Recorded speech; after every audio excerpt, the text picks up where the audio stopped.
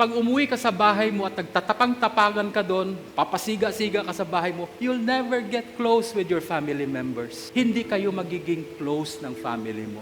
Nakita niyo yung pamilya na yan, na pag-uwi sa bahay, lahat matapang, lahat siga. Paano kayo maging close? I'm into sports. One time I went home, I was so tired. Hindi ko na matanggal yung sapatos ko. And one of my children came to me.